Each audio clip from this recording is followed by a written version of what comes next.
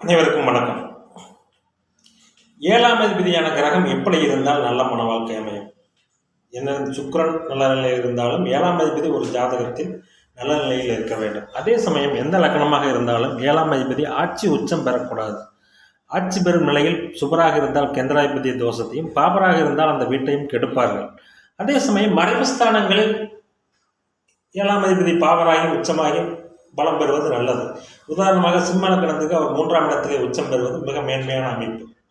நல்ல மேம்பட்ட இடத்திலிருந்து மன வாழ்க்கை அமைவார். மற்ற நிலைகளில் ஏழாம் அதிபதி நேர்வலு பெறக்கூடாது. ஆட்சி உச்சம் போன்ற நிலைகளில் கேந்திரங்களில் ஏழாம் இடத்தில் அடையவே கூடாது. அப்படி இருந்தால் கண்டிப்பாக அவருடைய தசை புத்தியில் மன வாழ்க்கை கண்டிப்பாக பாதிக்கும். ஒருவருக்கு நல்ல மன வாழ்க்கை அமைய வேண்டும் என்றால் ஏழாம் அதிபதி நட்பு வீட்டில் அமைய வேண்டும். அதிலும் குறிப்பாக உபயலக்கணங்களுக்கு பிறந்தவர்களுக்கு ஏழாம் அதிபதி நிலை நன்றாக கவனிக்கப்பட வேண்டும். ஏனென்றால் மற்ற லக்கணங்களுக்கு கூட அவர் இருந்த வீட்டை கெடுப்பார் என்ற நிலையில் போய்விடுவார். சில நிலைகளில் அந்த பாவகத்தை குரு பார்த்திருந்தால் கூட ஏழாம் மன வாழ்க்கை நன்றாக ஓடிவிடும். ஆனால் ஏழாம் அதிபதியை உபயலக்கணங்களை பொறுத்தவரை குருவும் புதனும் ஏழாம் அதிபதிகளாக வருவார்கள். இவர்கள் 3, 6, 10, 11ஆம் இடங்களில் நட்பு உறவுடன் இருந்தால் மட்டுமே மன வாழ்க்கை நல்ல மன வாழ்க்கை. 3ஆம் இடத்திலோ 6ஆம் இடத்திலோ இருந்து சுபரின் பார்வையை பெற்றுவிட்டால் இன்னும் நல்ல மன வாழ்க்கை. ஏழாம் அதிபதி சுபத்தன்மை அடையக்கூடாது என்பதெல்லாம் இல்லை. ஸ்தான பலம் பெற்று சுபத்தன்மை அடையக்கூடாது என்பதுதான் மிகவும் வலியுறுத்தி கூறப்படுகிறது. இந்த நிலையில் உபயலக்கணங்கள் பிறந்தவருக்கு ஏழாம் அதிபதி எப்படி இருக்க வேண்டும்? 3ஆம் இடத்திலோ 6ஆம் இடத்திலோ 10ஆம் இடத்திலோ 11ஆம் இடத்திலோ உபஜயஸ்தானங்கள் என்று சொல்லக்கூடிய இடங்களில் நட்பு உறவுடன் இருக்க வேண்டும். பகை பெறக்கூடாது.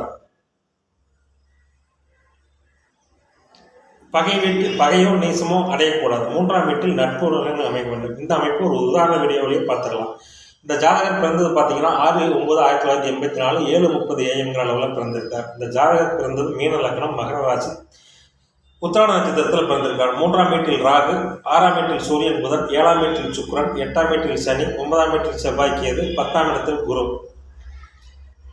இங்கே பார்த்தீங்கன்னா லக்னாதிபதி குரு 10ல் இருந்தாலும் கேந்திராதிபதி தோஷத்தை செய்ய மாட்டார். ஏனென்றால் அவர் உச்ச சனியின் பார்வையை வாங்கிவிட்டார். இந்த ஜாதகர் பிறந்தது சூரிய திசை, அடுத்தது சந்திர திசை, செவ்வாய் திசை, அடுத்தது ராகு திசை. இந்த ராகு திசையில் எப்படிப்பட்ட பலன் நடந்திருக்கும் என்பது உங்களுக்கு நன்றாகவே தெரியும். நீசனின் வீட்டில் அமர்ந்த ராகு, அது நீச சுக்கிரனின் வீட்டில் அமர்ந்த ராகு எப்படி செயல்படுவார் என்பதை நிறைய வீடியோக்களில் விளக்கி இருக்கிறேன். நீச சுக்கிரனின் வீட்டில் அமர்ந்த ராகு கண்டிப்பாக இந்த ஜாதகருக்கு நல்ல பலன்களை தந்திருக்காது. ஆனால் அதே சமயம் ராகு சுக்கிரன் வீட்டில் அமர்ந்ததால் ராகு திசை பிற்பகுதியில் இந்த ஜாதகருக்கு திருமணம் நடந்தது. இங்கே சுக்கிரன் நீசமாகிவிட்டாலே திருமண வாழ்க்கை அவ்வளவுதான் என்றெல்லாம் கூறக்கூடாது. ஏழாம் அதிபதியின் நிலையை கவனிக்க வேண்டும், 7ஆம் இடத்தையும் கவனிக்க வேண்டும். இங்கே அட்டமாதிபதியான சுக்கிரன் 7ஆம் இடத்திலே இருந்தாலும் சுக்கிர திசை வரும்போதுதான் மன வாழ்க்கையிலோ சற்று பிரச்சனைகளோ அதோ வரும். மற்றபடி 7ஆம் அதிபதி மன வாழ்க்கையில் பிரச்சனைகள் சிறிதளவு வருமே ஒழிய மன வாழ்க்கை கெடாது. ஏனென்றால் 7ஆம் அதிபதி அங்கே நட்பு வீட்டில் குருவின் பார்வையில் இருக்கிறார். அதாவது 6ஆம் வீட்டில் நட்பு வீட்டில் குருவின் பார்வையில் இருக்கிறார். இப்படித்தான் உபயலக்கணங்களுக்கு 7ஆம் அதிபதி நட்பு வீட்டில் அமர வேண்டும். இங்கே 7ஆம் அதிபதி 6, 10, 11ஆம் இடங்களில், அதாவது புதனானவர் 6ஆம் இடம் அவருக்கு நட்பு வீடு. இதே 3ஆம் இடத்தில் இருந்தாலும் சுபரின் பார்வையில் இருந்தால் நல்ல மன வாழ்க்கை தான். ஆனால் 4, 7ஆம் இடங்களில் இருந்தால் கண்டிப்பாக கேந்திராதிபத்திய தோஷத்தை வலுக்க செய்வார். 7ஆம் இடத்தில் இருந்து நல்ல மன வாழ்க்கை அப்படியெல்லாம் என்று கணக்கு போட்டு விடக்கூடாது. 7ஆம் இடத்தில் இருக்கும் புதன் கண்டிப்பாக அவருடைய தசையில் மன வாழ்க்கை கண்டிப்பாக செய்வார். பாதக கேந்திர மாரகாதிபதியான புதன். இங்கே 3, 6, 10, 11ஆம் இடங்கள் நட்பு வீரர்களாக வரும் பட்சத்தில் அங்கே இருப்பது ஒரு மேன்மையான அமைப்பு, நல்ல மன வாழ்க்கை அமையும். மேலும் ஒரு சுபரின் தொடர்பு இருக்கும் பட்சத்தில் நல்ல குணமான மனைவி அமைவார். இந்த ஜாதகருக்கு அட்டமாதிபதி சுக்கிரன், அவரே 3ஆம் அதிபதியுமாகி அட்டம வீட்டிற்கு 12இல் மறைந்து 3ஆம் வீட்டிற்கு கோணத்தில் இருக்கிறார். சுக்கிரன் நீசமானவர்களுக்கு மன வாழ்க்கை தாமதமாகவே தவிர மன வாழ்க்கையில் பிரச்சனை ஒன்றும் ஏற்படாது. அதாவது சனியுடனோ ராகுடனோ இருக்கும் நிலையில் தான் தாம்பத்தியத்தில் மன வாழ்க்கையில் பிரச்சனைகளை கொடுப்பார். இந்த அமைப்பில் நீசமானாலும் ஒரு சுவர் லக்கணத்தை பார்க்கிறார் என்ற அமைப்பில் அதுவும் ஒரு நல்ல அமைப்பு தான். இங்கே புதன் தனது கேந்திர வீட்டிற்கு 12இல் மறைந்து, இன்னொரு கேந்திர வீட்டிற்கு 3இல் மறைந்து, 4, 7ஆம் இடம் கேந்திராதிபதி தோஷத்தை செய்ய விடாமல் பாதகத்தன்மையும் இழந்து குருவின் பார்வையில் இருப்பதால் எந்த ஒரு லக்கணத்துக்கு 7ஆம் இடத்தையோ 7ஆம் பாவகத்தையோ குரு பார்த்தால் அந்த ஜாதகருக்கு நல்ல மன வாழ்க்கை அமையும். 7ஆம் அதிபதி குருவின் பார்வையில் இருப்பது, 7ஆம் பாவகத்தை குரு பார்ப்பது, போன்ற அமைப்பில் இருக்கும்போது நல்ல மன வாழ்க்கை அமையும். இங்கே குரு திக்பலத்தில் புதன் திக்பலம் பெற்றிருந்தாலும் நல்ல மன வாழ்க்கை தான். உபய லக்கணங்களுக்கு குரு புதனும் லக்கணத்தில் திக்பலம் பெறுவது கண்டிப்பாக நல்ல மன வாழ்க்கை. 7ஆம் தேதி லக்கணத்தில் திக்பெறுவது உபய லக்கணத்துக்கு மிக மேன்மையான அமைப்பு. அதே சமயத்தில் 3, 6, 10, 11ஆம் இடங்களில் நட்பு வலுவுடன் இருக்க வேண்டும். அல்லது 6ஆம் வீட்டில் அமர்ந்து மறைமுகமாக 7ஆம் வீட்டில் இருக்கும் கிரகத்துடன் பரிவர்த்தனை அடைய வேண்டும்.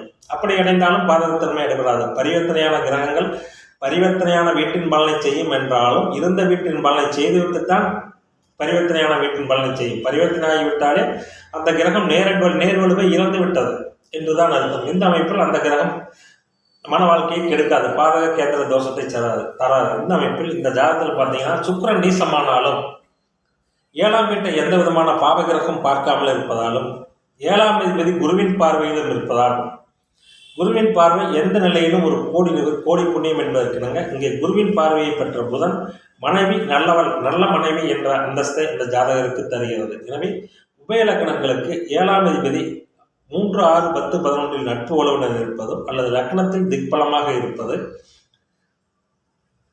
நல்ல மன வாழ்க்கை தரும். கூடவே ஒரு சுபரின் பார்வையும் அந்த ஜாதகருக்கு இருந்து விட்டால் 7ஆம் பாவகம் தான் சுபத்தன்மை அடையக்கூடாது. 7ஆம் பாவகத்தில் அவர் ஸ்தான பலம் பெற்றுத்தான் சுபத்தன்மை அடையக்கூடாது. மற்ற இடங்களில் மறைவு ஸ்தானங்களில் அவர் சுபத்தன்மை அடைவது நல்ல மன வாழ்க்கை என்பதை காட்டுகிறது.